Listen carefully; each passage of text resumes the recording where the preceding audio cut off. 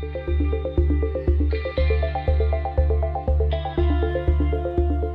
students, my name is Jara and I'm serving as this year's ASI Chief Government Relations Officer.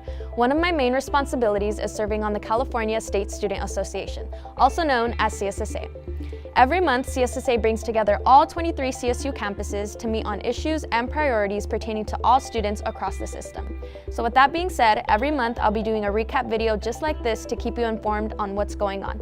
So now let's watch this month's recap video. I apologize that there was no video recap for the month of October. That meeting was actually supposed to take place at Sonoma State, but was canceled due to the Sonoma fires. So we'll get into this month's video recap. So to start off, CSSA officially supports two pieces of legislation. The first one is the DREAM Act of 2017, which I've spoken to you about previously.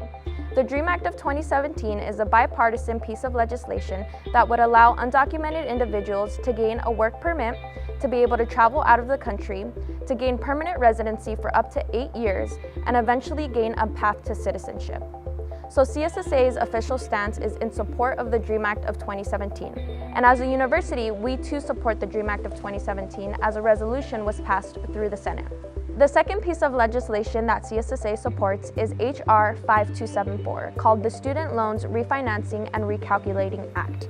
This House bill would require the Department of Education to create a program to refinance the outstanding principal, interest, and late fees on federal direct loans and federal family education loans. It would also modify the way in which the interest rates for these loans are calculated. And lastly, it would eliminate the fee for subsidized, unsubsidized, and plus loans. We also received a report from Ray Maria, who is the liaison from the Chancellor's Office to CSSA. He informed us that Senate Bill 68 was signed by the governor in October. This would change the provisions of AB 540. So from now on, students can fulfill the 3 years education requirement with either community college or adult school. So when they transfer to a Cal State University, they would be able to receive the non-resident tuition fee waiver. In addition, we also received a report from George Reyes Salinas and Emily Hinton, who are our student trustees on the Board of Trustees. George is currently the voting member and Emily is the non-voting member. They gave us an update on the operating budget. For the CSU system, we have already received $102 million in funding from the governor's office, but we are asking for an additional $282 million. In the past, we have never really gained 100% of what we asked for. So last year, what they did in order to cover for that was tuition increase. But this time, actual Board of Trustees members spoke out and expressed that they would not want a tuition increase to happen once again. So they will be searching for other areas to bring in revenue and increase that funding. So I will keep you all updated on if another tuition increase is on the rise. George, our voting trustee, also informed us that he passed a resolution through the Board of Trustees that states their official stance on supporting all undocumented students across the CSU system.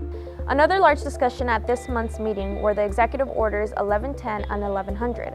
Executive Order 1110 would eliminate the requirement for high school students to take the EPT and ELM placement exams before entering a California State University. They will be using different measurements to place first-year students into classes. Specifically, they want to implement an early start program that will focus on one subject and that they would be able to earn college credit for. They believe that this will create innovation amongst faculty as they're able to essentially create their own curriculum. In order for all of these changes to be implemented, each university will be receiving $10 million. Executive Order 1100 would clarify all GE requirements for all 23 CSU campuses. The first requirement is that 48 units would be the minimum and the maximum GE requirements for all of the campuses. It would also allow students to pass with a grade of a C- in the areas of math, English, written, and oral communication. In addition to that, students would be able to double count their GE requirements with possible prerequisites for their major or their actual major requirements. Students could also take online courses at other universities to fulfill all of these GE requirements.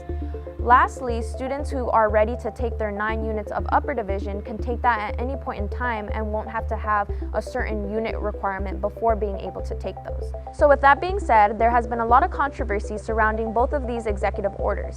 It's going to take a lot of time and effort from faculty, staff, administration at all levels at each university to implement these changes. And the deadline is fall 2018. Thanks for watching. Be sure to watch next month's video recap. And as always, go Beach!